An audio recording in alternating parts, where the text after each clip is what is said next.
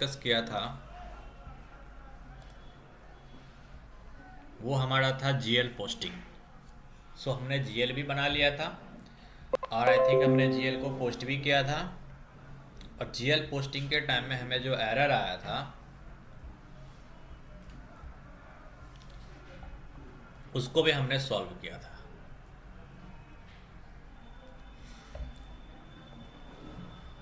GL posting के लिए दो टी कोड है, वैसे तीन बोल सकते हो। FB01 से भी आप पोस्ट कर सकते हो,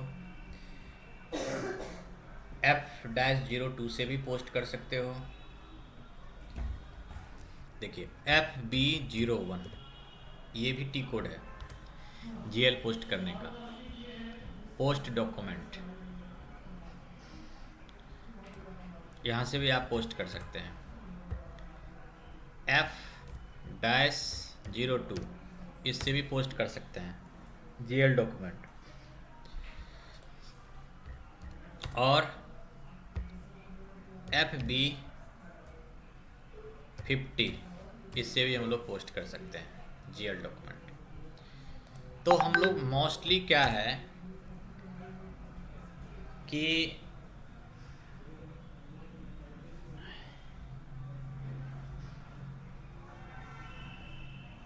मोस्टली हम लोग जो यूज करते हैं वो FB50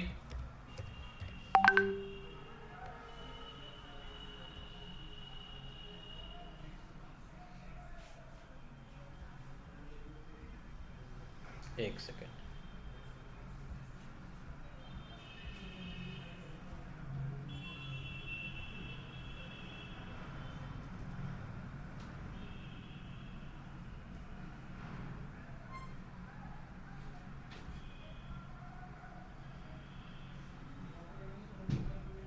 FB50 तो देखिए ये इंटरफेस आएगा और इस इंटरफेस में भी आप एंट्री को पोस्ट कर सकते हैं। तो अमित जी कहाँ तक आपका हुआ है वर्क बताइए। अरे आदित्य आपका कहाँ तक हुआ है?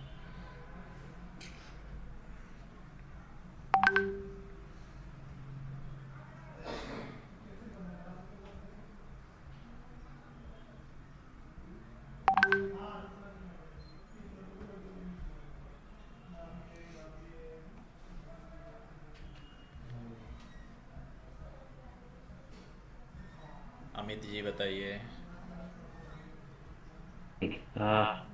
जीएल इसके जो लास्ट वाला था, जब जीएल कोड हम लोग एंट्री करते हैं कि पहले तो ये कल का प्रैक्टिस नहीं हो रहा, परसों वाला किया हुआ है, वहाँ तक हुआ।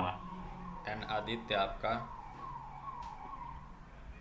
सर कल की आधी क्लास देखी थी मैंने, फिर बस वो आधी बची हुई है और आज जो की। जो मैं रिकॉर्डेड सेशन सेंड करता हूँ जी जी, उसे वो देख लिया था वॉच सर। कर लीजिएगा। हाँ, क्योंकि वो जी मैं कुछ फिर मैं जैसे कि कल अपलोड किया तो आज रहने दूंगा, जी। मतलब कि 2 दिन रहने देता हूँ फिर डिलीट ओके कर देता हूँ। Okay sir. मुझे लिंक पोर्टल पे मिली नहीं थी एक्चुअली। अच्छा अच्छा, एक्चुअली मैं आज ना आपका नाम ना ग्रुप में ऐड करवा देता हूँ। हाँ हाँ हाँ, ठीक है ठीक है।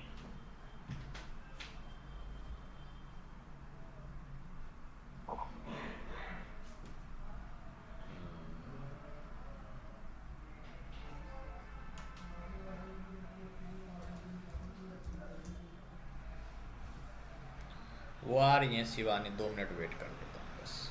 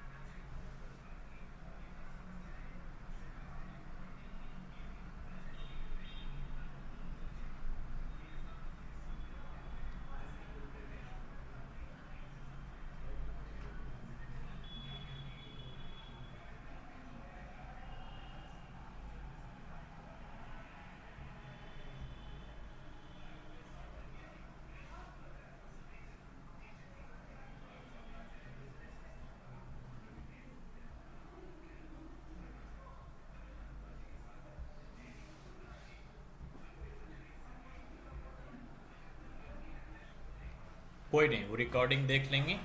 चलिए स्टार्ट करते हैं। तो इस टी कोड के थ्रू हम लोग एंट्री को FB50 में हमने कल पोस्ट किया था। आज हम लोग जो एंट्री पोस्ट करेंगे वो करेंगे F-02 से। तो F-02 में हम लोग कैसे पोस्ट करते हैं ये देखिए।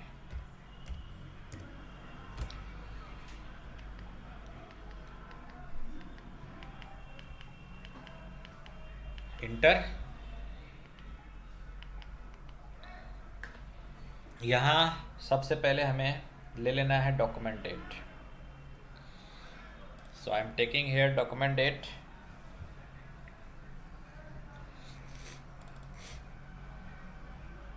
ये आपका हो गया SA डॉक्यूमेंट टाइप। हमारा कंपनी कोड कंपनी कोड हमारा था CB।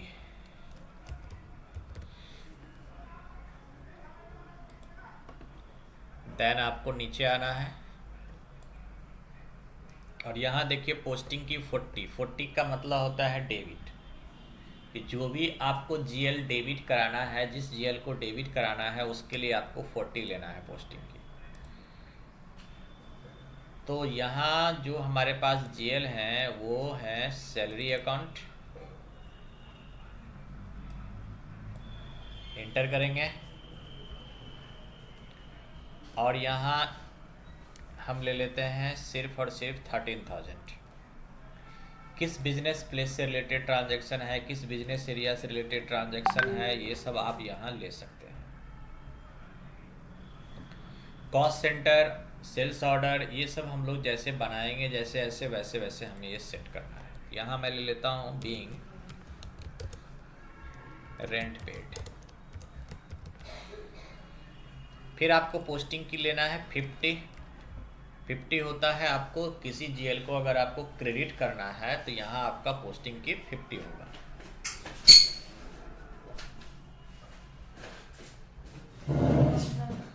कहाँ चली गई थी? लेट आई हो घर से ही लेट आई हो। रिक्शा वगैरह भी नहीं मिलता रहता है और टाइम में, है ना? वही तो दिक्कत है, डायरेक्ट रिक्शा मिलते ही नहीं ज़्यादातर। कोई नहीं, रेस्ट कर लो 2 मिनट। यहाँ 50 ले लेंगे और यहाँ अकाउंट ले लेंगे।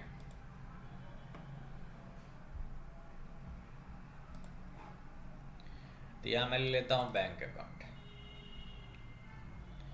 फिर इसे मैं सिमुलेट करता हूँ। अच्छा सॉरी, एंटर करिए और एक बार फिर से अमाउंट यहाँ पर स्टार यूज करिए। तो जो डेबिट में जितना अमाउंट लिए थे वो आपका अमाउंट क्रेडिट में आ जाएगा।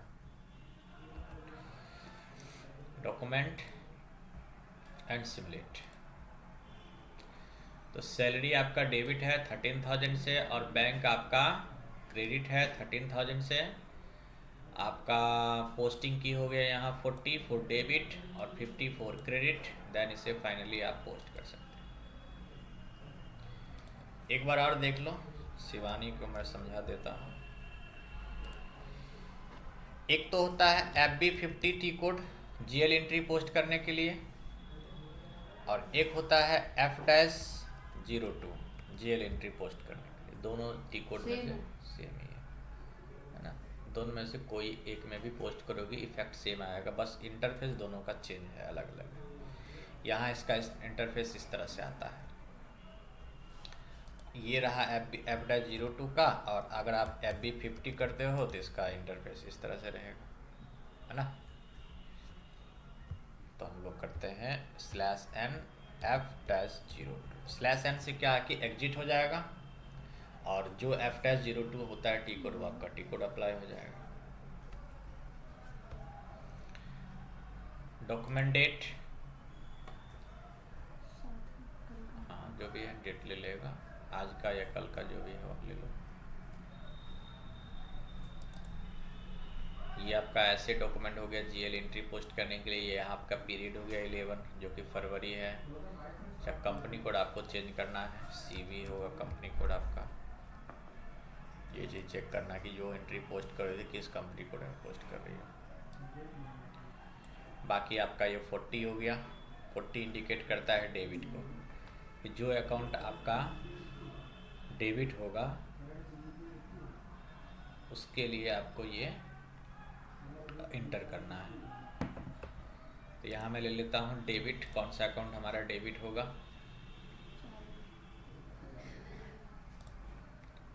तो डेबिट होगा सैलरी, है ना। और भी अगर लेजर बनाना है तो और भी आप बना सकते हो। इंटर करिए। अब देखो ये हो गया आइटम वन। एक काम करते हैं, एक लेजर और बनाते हैं FS00 में। अब ये लेजर बनाते हैं एक्सपेंस के अंदर, और यहाँ पे मैं इसको सेलेक्ट करता हूँ और कॉपी करता हूँ, मतलब हम कॉपी कर लेंगे इस डेटा को।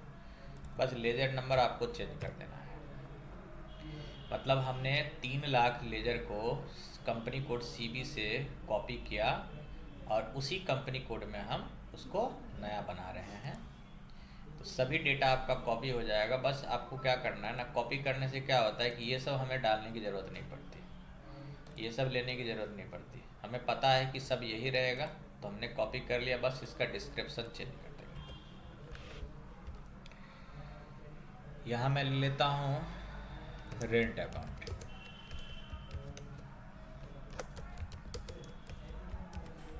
देन इसे सेव करते हैं। तो हमारे पास 2 GL हो गया, एक सैलरी अकाउंट और एक रेंट अकाउंट। दोनों को डेबिट करेंगे और बैंक को क्रेडिट करेंगे।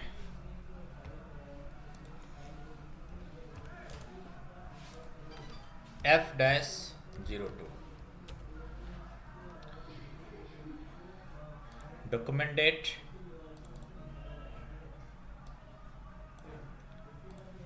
कौन सा GL आपका डेबिट होगा। तो रेंट को भी डेबिट करना है और सैलरी को भी डेबिट करना है। तो पहले मैं ले लिया रेंट को, इंटर किया। रेंट में आपको अमाउंट लेना है 12,000, तो मैंने 12,000 ले लिया। यहाँ पे लिख दिया, ये रेंट का नरेशन यहाँ पे होगा, रेंट पेड। फिर से आपको पोस्टिंग की 40 लेना है, क्योंकि एक बार आपको और एक अकाउंट को डेबिट करना है। यहाँ पर आप देखो आइटम 1 है, डेबिट एंट्री है 40, तो फिर से एक बार डेबिट करना है। और अब जो डेबिट करना है वो सैलरी को डेबिट करना है।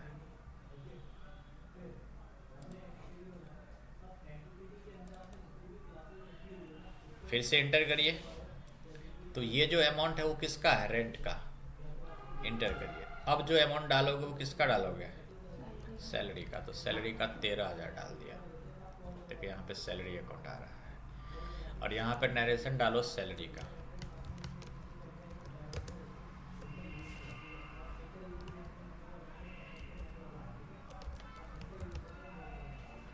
फिर आप पोस्टिंग की यहाँ पे डालेंगे 50 की मतलब हमें क्रेडिट करना है।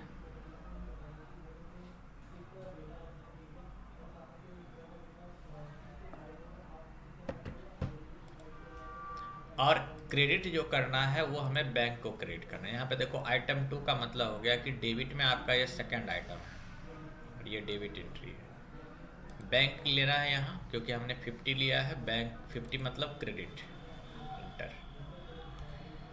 अब डेबिट में हमने लिया था 12,000, क्रेडिट में लिया था 13,000, दोनों को अगर प्लस करेंगे तो कितना हो जाएगा, 25, है ना। तो स्टार यूज करिए, ऑटोमेटिक दोनों को प्लस कर ले लेगा क्रेडिट में। अगर ये ऐसे डालना है 25 तो 25 डाल भी सकती हो। यहाँ पे डाल दो पेड बाय चेक या फिर जो भी है, पेड बाय, है ना, NEFT। इंटर करिए,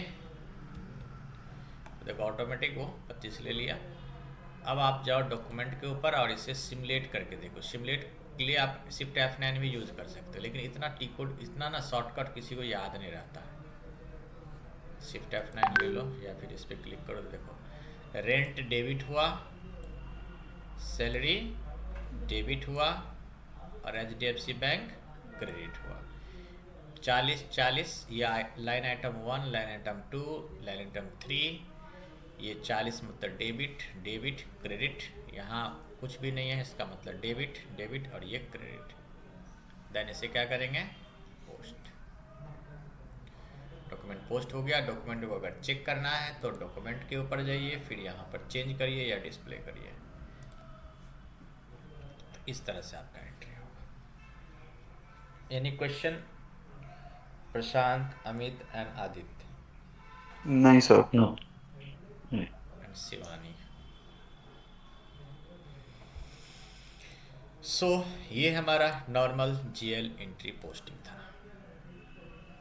अब आप लोगों के मन में ये क्वेश्चन होगा कि सर अच्छा देखो, अभी जो हम लोग प्रॉपर कर रहे हैं ये हमारा ऑपरेशनल वर्क है, मतलब एंड यूजर वर्क है। ये पोस्टिंग का पोस्टिंग सब जीएल बनाना कंसल्टेंट का काम होता है। जीएल एंड यूजर ऑपरेटर नहीं बनाता, ये कंसल्टेंट बना के देता है। और एज ए कंसल्टेंट में भी डिफरेंट डिफरेंट तरह के होते हैं। एक इम्प्लीमेंटेशन कंसल्टेंट होते हैं, एक सपोर्ट कंसल्टेंट होते हैं, एक जीएल प्रिपरेशन के लिए कंसल्टेंट होते टीम होता है, एक वेंडर बनाने का टीम होता है, कस्टमर बनाने का टीम होता है। एंड यूजर में बहुत कम वर्क होता है, क्योंकि जिसे पोस्टिंग करना है वही जीएल नहीं बनाएगा। हम लोग का क्या होता है कि टैली में क्या करते हैं कि हमें पोस्टिंग करना है तो मैं खुद जीएल बना लेता हूँ।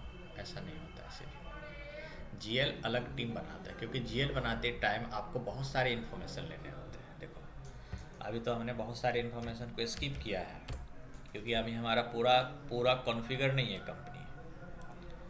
अगर हमारी कंपनी अभी पूरी तरह से कॉन्फ़िगर नहीं है, इसलिए हमने यहाँ पर कुछ नहीं लिया। हमने यहाँ पर नहीं लिया, हमने यहाँ कुछ नहीं सेट किया, हमने यहाँ नहीं लिया कुछ टॉलरेंस ग्रुप, कुछ नहीं लिया, क्योंकि अभी पूरी तरह से कॉन्फ़िगर नहीं है ये। ठीक है, जब यहाँ आओगे तो ये वाला कब क्लिक करना, हाउस बैंक लेना है, अकाउंट आईडी लेना है, यहाँ पे इंटरेस्ट इंडिकेटर लेना है। ठीक है, तो ये सब एक कंसल्टेंट प्रिपेयर करता है, जीएल टीम बनाता है। हो सकता है आप जब जाओगे जॉब करने के लिए तो जीएल टीम में आपको जॉब मिल जाए, तो आपको पूरे दिन जीएल ही बनाना है। जीएल वेंडर कस्टमर यही बनाने का काम आपको मिलेगा। ये नहीं है कि पूरा जीएल ही बनाना है। जीएल बनाओ, कस्टमर बनाओ, वेंडर बनाओ। आपके पास टिकट आएगा। टिकट का मतलब होता है कि आपके पास रिक्वेस्ट आएगा कि ये जीएल हमें चाहिए, इस जीएल का ट्रांजैक्शन होने वाला है। और कभी कभी तो आप छुट्टी पे जाते हो तो छुट्टी में भी आपको बना के देना पड़ता है, क्योंकि आप नहीं दोगे बना के तो आगे एंट्री पोस्ट नहीं हो पाएगा। वेंडर बनाना पड़ता है, कस्टमर बनाना पड़ता है, ये चीज़। और आपको तो पता ही है कि प्लांट में 24 आवर वर्क चलता है। तो ये नहीं कि रात में आप सोए हुए हैं तो आपको जगा के बोलेगा कि भाई तुम बना दो, क्योंकि टीम में तो आप अकेले नहीं रहोगे ना, आपके बदले कोई और भी बना सकता है। उसको दे दिया बनाने का, वो बंदा छुट्टी पे गया है, चलो। छोटी मोटी कंपनी में क्या होता है, एक ही बंदा होता है, बोलता है नहीं मैं ही कर लूँगा, मेरा ही सैलरी बढ़ा दो। सैलरी तो बढ़ा दिया, अब शादी का मंडप पे भी बैठे हो और वहाँ पे बोले अरे जीएल बनाओ जल्दी फटाफट, है ना, शादी वादी बाद में कर लेना, यहाँ पे माल लोड हो रहा है। चलिए अब हम लोग रिपोर्ट चेक करेंगे। हमने जीएल एंट्री जो पोस्ट किया उसका बैलेंस चेक करना है हमें। तो अकाउंटिंग, फाइनेंशियल अकाउंटिंग, अभी हम लोग ये वाला पार्ट कर रहे हैं, उसके बाद ये वाला पार्ट करेंगे, उसके बाद ये करेंगे, फिर ये करेंगे, फिर ये करेंगे, फिर ये करेंगे, ऐसे करके होगा। इसमें जो अभी हमें रिपोर्ट चेक करना है वो करना है बैलेंस चेक, फिर हम लोग लाइन आइटम चेक करेंगे। तो बैलेंस चेक करना कोई डिफ़िकल्ट नहीं है, आप ये टी कोड यूज़ कर सकते हो, या फिर इसका टी कोड, इसका शॉर्टकट जो होगा FB10N, एक बार चेक करना पड़ेगा, शायद देखना पड़ेगा 10N वर्क करता है कि नहीं। FAGLB03, double click. किस जीएल का आपका बैलेंस चेक करना है, तो यहाँ आप सर्च बटन पे जाइए और जीएल चेक कर लीजिए। So I want to check the balance of HDFC bank. So HDFC bank आपने ले लिया और यहाँ से एग्जीक्यूट करना है आपको। तो HDFC बैंक में ये पीरियड है टोटल 16 पीरियड कहाँ से आया। हम लोग तो पढ़े हैं कि भाई 12 ही महीने का होता है पीरियड। तो 16 पीरियड इसलिए आया है क्योंकि जो आपका फिजिकल ईयर है उसमें 16 पीरियड लिया गया है ना। अभी जो आप पीरियड में वर्क कर रहे हैं किस में कर रहे हैं? 11 मतलब फरवरी। अगर कोई ट्रांजैक्शन आपका इससे रिलेटेड होता तो यहाँ पे आता है ना, ये अप्रैल हो गया, मई, जून, जुलाई, अगस्त, सितंबर, अक्टूबर, नवंबर, इस तरह से फरवरी है ये। फरवरी में जो बैंक आपका है वो क्रेडिट ही हुआ है, कभी डेबिट नहीं हुआ।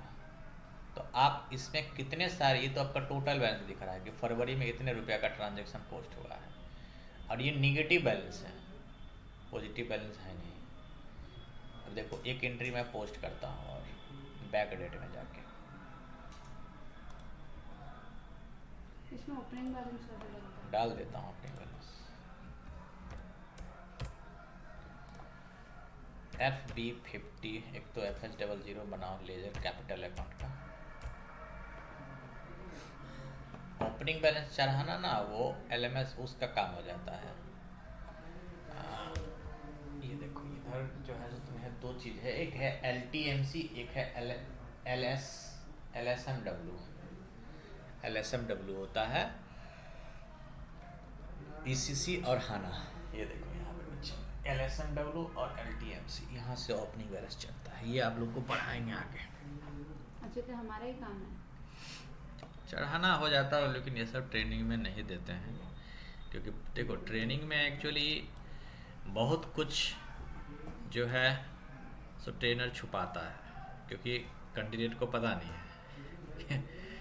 आप किसी भी इंस्टीट्यूट का करिकुलम उठा लो, अगर टॉप में मैं बताऊं कि इंडिया का टॉपेस्ट इंस्टीट्यूट हेनरी हार्वेन है ना। हाँ।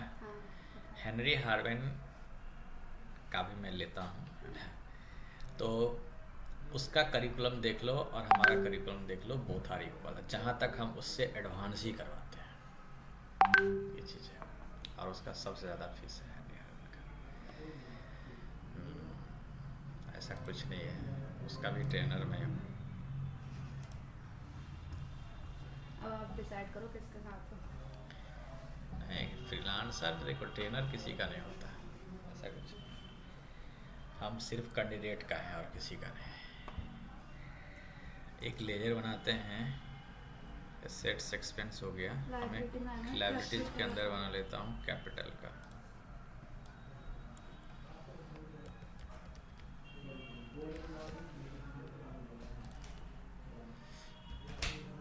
हमारा क्लास यहाँ से चलता है।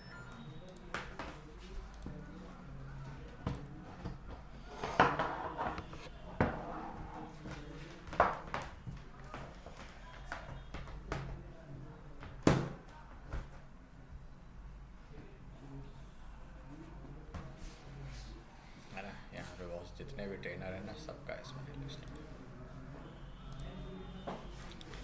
उसका अलग ही प्लेटफॉर्म होता है। यहाँ पर हम लोग ले लेते हैं कैपिटल अकाउंट के लिए लेजर नंबर ले लिया, बैलेंस शीट ले लिया, लायबिलिटीज़ के अंदर आएगा, और यहाँ पे मैं टाइप करता हूँ कैपिटल अकाउंट।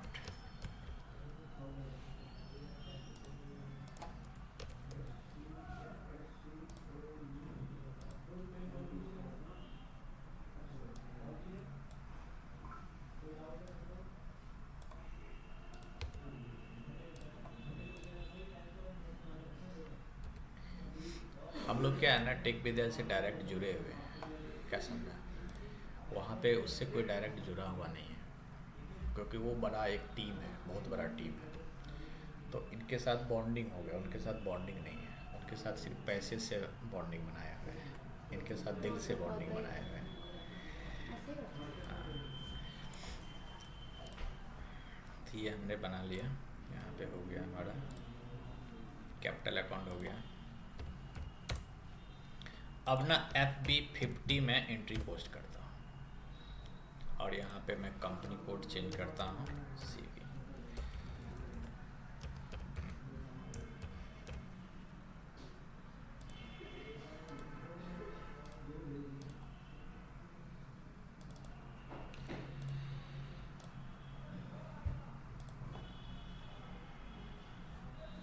बैंक को डेबिट और कैपिटल को ये रहा। इसमें ना डेट चेंज कर देते हैं, ठीक है, 1 अप्रैल वगैरह डाल देते हैं या पिछले महीने का ही डाल देते हैं, 1 सितंबर डाल दिया। डॉक्यूमेंट डेट ये डाल दिया। पोस्टिंग डेट अगर मान लो मैं डालता हूँ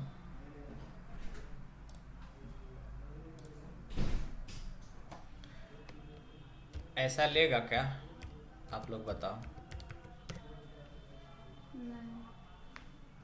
नहीं नहीं। क्यों? पहले कुछ चीज हुई होगी होगी तभी तो डॉक्यूमेंट बनेगा, और डॉक्यूमेंट बनेगा उसके बाद ही तो पोस्ट होगा ना। देखते हैं सिस्टम क्या बताता है।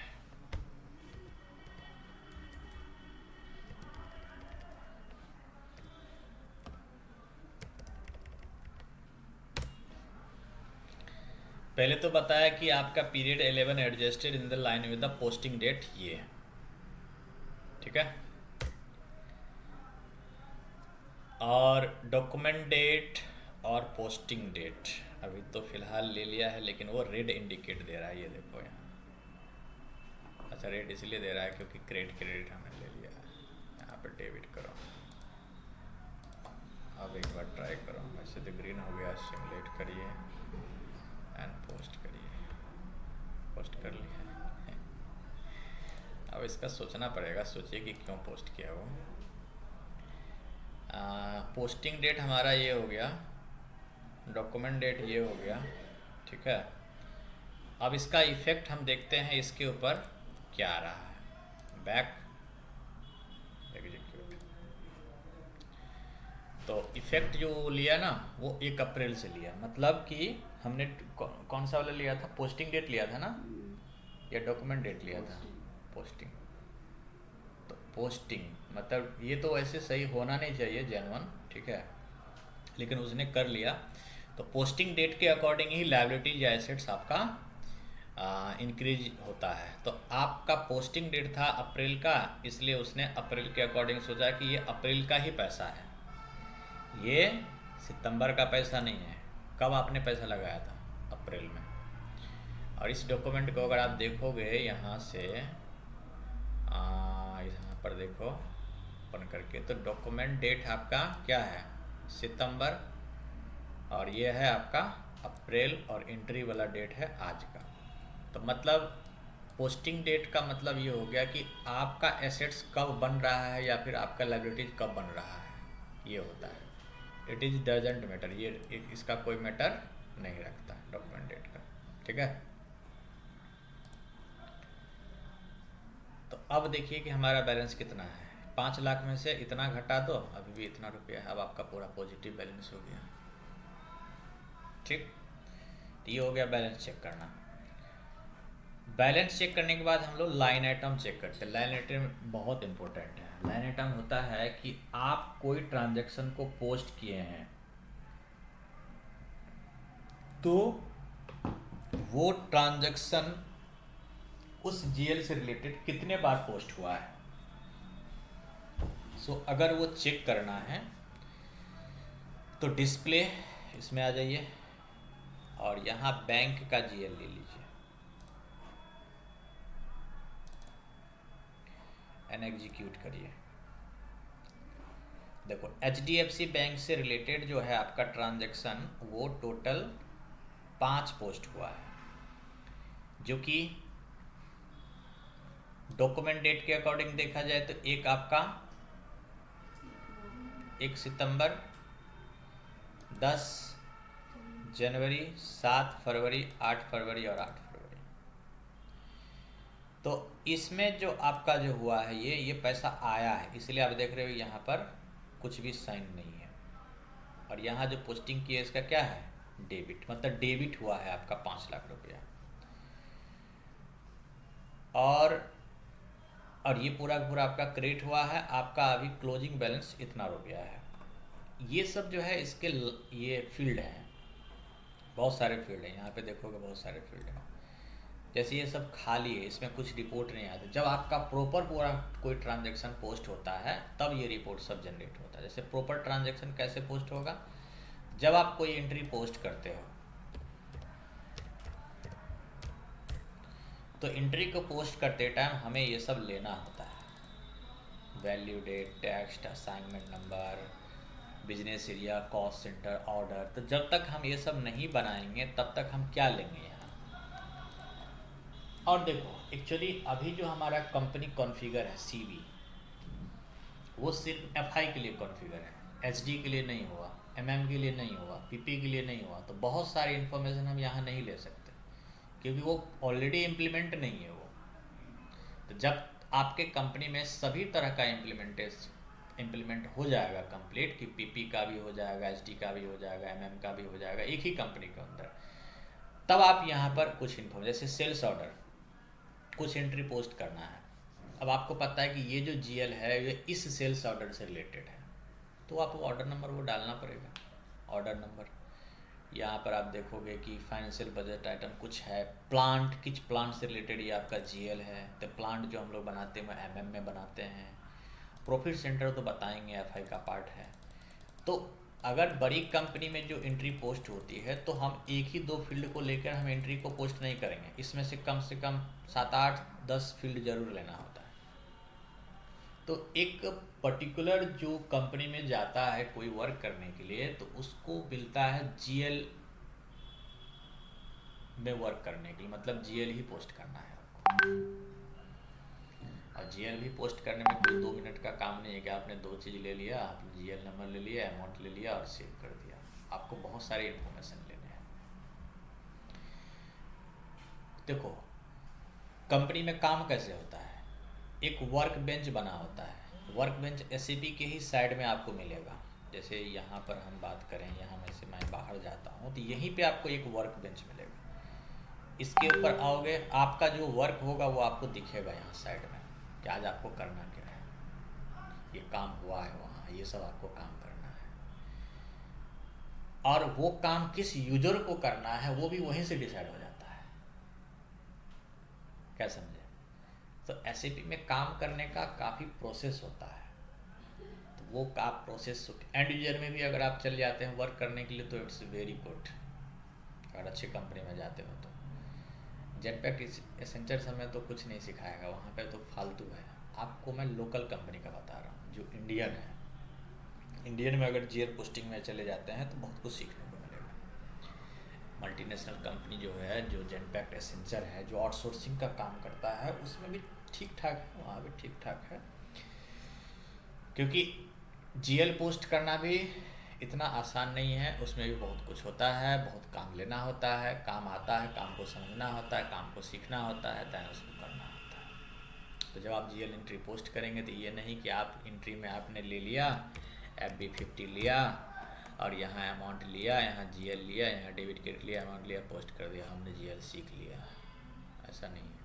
आपको देखना है, थोड़ा सा नज़र फिरा के, अरे ये क्या है, यहाँ क्या आ सकता है, सर बताओ कॉस्ट सेंटर में क्या आएगा, है ना, पूछोगे ना ऐसा। कभी तक तो कोई कुछ पूछा नहीं। चलिए अब हम लोग देखते हैं ये लेआउट। देखो ये अननेसेसरी में इतना दिख रहा है, जबकि हमें इसको यहाँ से रिमूव करना है। तो इसके लेआउट को अपने अकॉर्डिंग डिज़ाइन करना है, हमें बनाना है। तो यहाँ पे आपको SAP ऑप्शन दिया हुआ है कि लेआउट को आप कैसे सेट करोगे। अगर मैं इसका बात करूँ तो ये हो गया फर्स्ट कॉलम, लास्ट कॉलम। अगर मान लो आप यहाँ पे जाते हो तो इस तरह से ये आपका बटन वगैरह दिखता है ना, ये सब इस तरह से जैसे खिसक रहा है ना, ये थोड़ा सा है ना। इसका काम होता है कि आप डॉक्यूमेंट यहाँ पर क्लिक करके डॉक्यूमेंट अगर आपको चेक करना है तो उस डॉक्यूमेंट को चेक कर सकते हो कि जिस लाइन पे हमने क्लिक किया था। जैसे हमने ये लाइन पे क्लिक किया, कहीं भी ले लो, दैन यहाँ पे क्लिक करो, तो ये जो आपका है वो आपका ये वाला डॉक्यूमेंट है। और इसको आप देखना चाहते हो कि किस तरह से ये डेबिट क्रेडिट हुआ था, तो आप इस तरह से देख सकते हो कि इस तरह से ये डेबिट क्रेडिट हुआ था। यहाँ से बैक आ जाइए, ये तो इसका काम ये हो गया। आप डॉक्यूमेंट को चेंज कर सकते हो, ठीक है। चेंज का मतलब ये नहीं कि अमाउंट चेंज कर दो, GL चेंज कर दो, है ना, बिजनेस एरिया चेंज कर दो। You can change only assignment number and narration, 2 ही चीज़ आप चेंज कर सकते हैं। असाइनमेंट नंबर हम थोड़ी देते हैं। Assignment number already automatic generated होता है, बट आप चेंज करना चाहते हो तो कर सकते हो।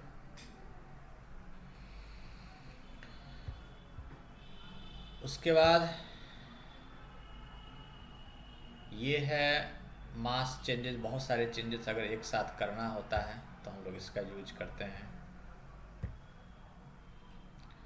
Select at least one item. क्या चेंज करना है ना, जैसे कि मान लो कि मैं एक काम करता हूँ ना, सबके नरेशन में मैं लिखता हूँ माय नेम इज खान, है ना, और 420 एग्जीक्यूट चेंज। अब आप इसको थोड़ा सा ना ओपन करके देखो,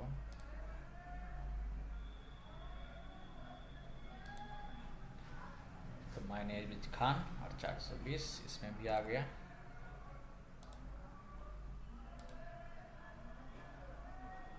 मतलब सबका नरेशन एक साथ चेंज हो गया।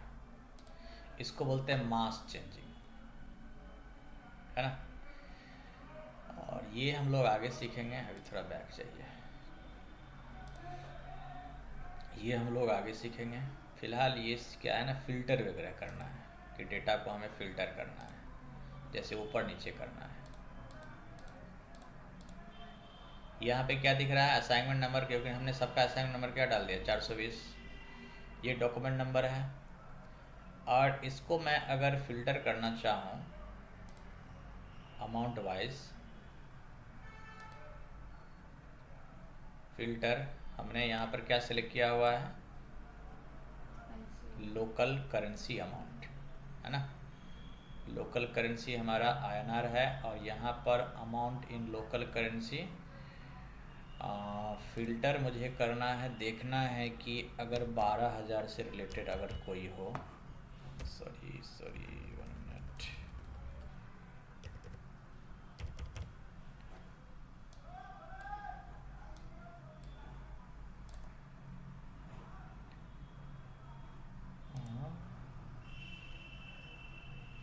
अच्छा ऐसा है। अरे यार,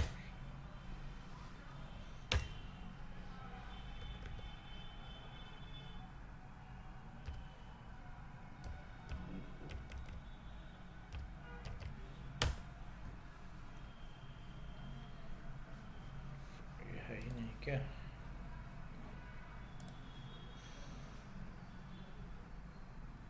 अच्छा इस तरह से डालना है, हमें कॉपी कर लो।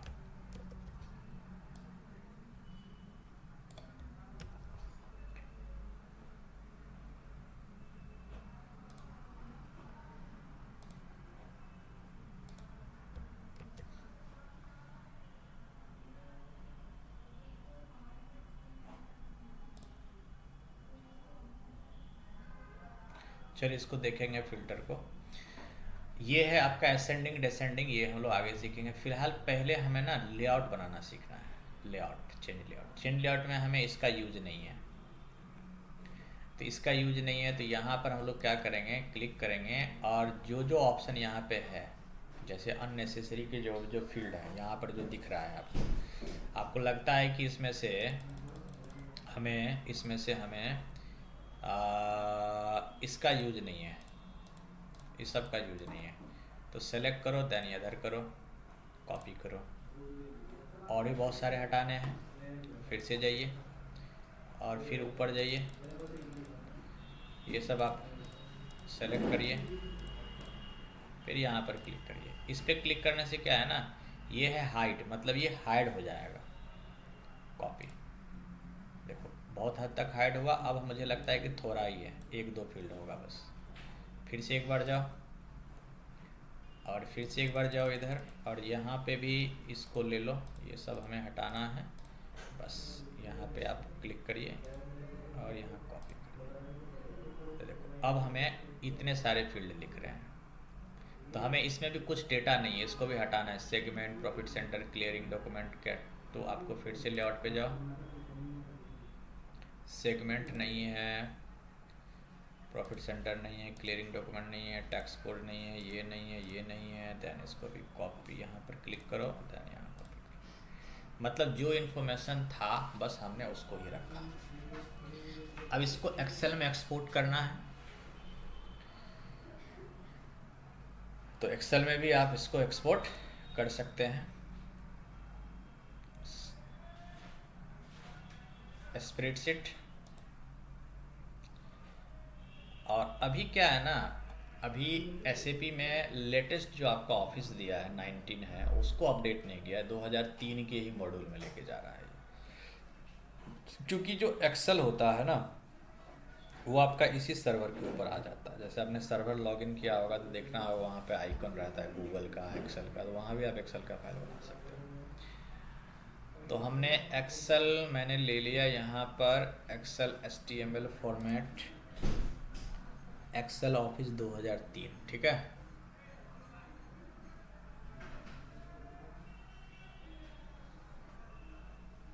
XLSX ये होता है, क्या होता है इसका रजिस्टिंग, यही होता है ना। कंटिन्यू करो।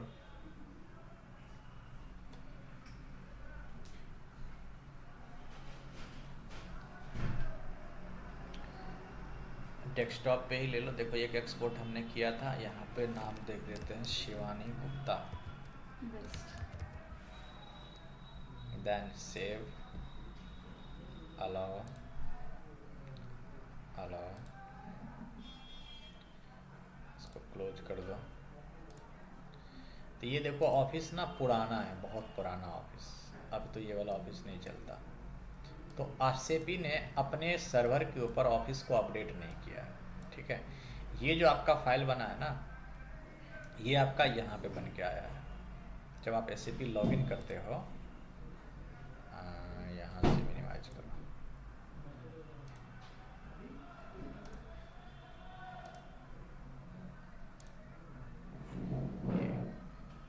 मतलब ये फाइल आपका सर्वर के ऊपर बना है, ये कोई सिस्टम में फाइल नहीं है। ये जो SAP का सर्वर है उसके ऊपर आपका बना है, इसलिए इसका फॉर्मेट इस तरह से आ रहा है। बाकी है तो एक्सेल की तरह ही है, जो हम लोग नॉर्मली एक्सेल यूज करते हैं, बस उसी की तरह ही है ये भी।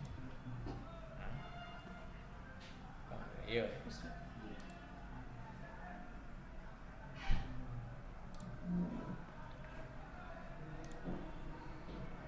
ये इस तरह से एक्सपोर्ट होता है डेटा, और फिर इस डेटा को ऊपर वर्क किया जाता है। क्या समझे?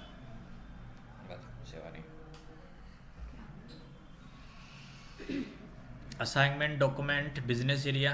चलिए अब हम लोग देखते हैं,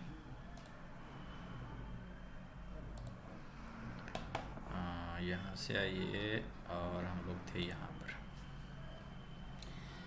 अब अगर मैं बैक जाऊँगा ना, तो ये लेआउट जो हमने सेट करके रखा है, ये लेआउट यहाँ से रिमूव हो जाएगा, हट जाएगा। तो मैं चाहता हूँ कि इस लेआउट को सेव करके रख लो, इसी तरह के डिज़ाइन को, कि अगर मैं किसी और GL का रिपोर्ट देखूँ तो यही लेआउट में वो आपका आना चाहिए। पर इसमें अमाउंट नहीं आ रहा ना। तो अमाउंट ले लो, यहाँ पे क्लिक करो।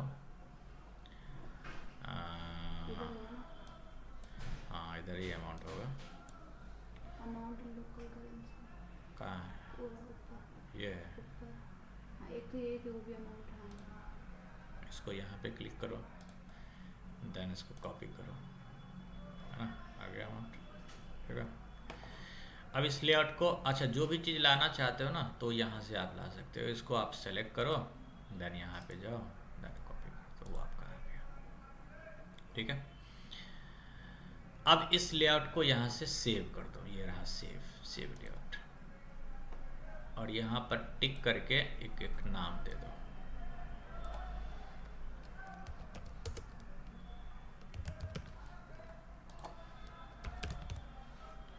देन सेव, तो लेआउट आपका सेव हो गया। अब तुम बैक आती हो कभी भी, और फिर से अगर एग्जीक्यूट करते हो तो वो देखो पहले की जैसे था वैसे ही हो गया वो, मतलब जो एसएपी ने स्टैंडर्ड दे रखा है आपका, हमेशा किसी भी जीएल को देखोगे तो ऐसे ही दिखेगा, लेकिन हमने जो बनाया था वो कहाँ है, हमें उस डिजाइन के अकॉर्डिंग अपडेट करना है। तो आप इस पे आओगे और आपका ये वाला आ रहा है ना, ये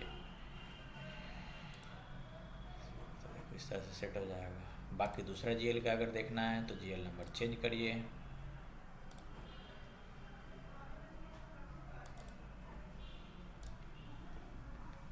और फिर आइए ये इसके ऊपर, यहाँ पर है ना, इसमें नरेशन भी आ रहा है, rent paid, salary paid, different different narration. So any questions Aditya, Amit and नहीं प्रशांत? अभी तो नहीं। ओके, सो आई होप कि लेआउट अच्छे से समझ में आ गया होगा।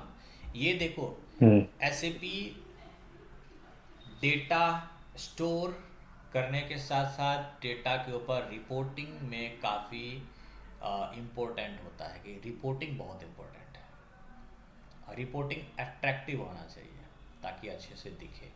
एसएपी के थ्रू पावर बीआई भी सेट है, कि आप तो एसएपी में क्या है, एसएपी फ्योरी में जो आप रिपोर्ट देख रहे हो ना, उसको हम पाइवट चार्ट में भी देख सकते हैं। जो चीज़ आप सीख रहे हो इससे काफ़ी एडवांस लेवल आपको काम करते टाइम सीखने को मिलेगा। यहाँ पे बस आप एक यहाँ पर क्या कर रहे हो, बस आप एक रास्ता देख रहे हो, बाकी आपका जो चलना है ना वो आपको वहीं चलना है। क्योंकि आप जब काम करने के लिए जाओगे तो आपको ये चीज़ पता होना चाहिए। एंड और एसएपी में अच्छे से सीख के जाओगे। एसएपी में देखो, एसएपी में क्या है कि थोड़ा स्ट्रगल है, लेकिन एक बार जाने के बाद फिर लाइफ सिक्योर, गवर्नमेंट जॉब से भी बड़ा। हाँ रियलिटी में बता रहा हूँ, गवर्नमेंट जॉब ऑफिसर क्या कमाता, अगर मान लो वो करप्शन नहीं करे तो उतना नहीं कमा पाएगा जितना एसएपी कंसल्टेंट कमाता है। एक मजिस्ट्रेट, डिस्ट्रिक्ट मजिस्ट्रेट का सैलरी कितना होता है, 70-75 हज़ार। फैसिलिटी वगैरह, परक्यूट्स वगैरह ऐड ऑन कर दिया जाए तो 1 लाख। और एसएपी कंसल्टेंट भी 12-13 लाख रुपया एलपीए होता है एटलीस्ट अच्छे कंसल्टेंट का। वो तो चलो काफ़ी हाई लेवल हो गया, उतना बड़ा सपना आगे नहीं देख रहा हूँ। मेरे भाई का है ना, वो एसएपी का कंसल्टेंट। तो इसमें और कोई क्वेश्चन? नहीं अभी तो नहीं। No sir. इतना प्रिपरेशन करिए, और इतना प्रिपरेशन करने के बाद ओके।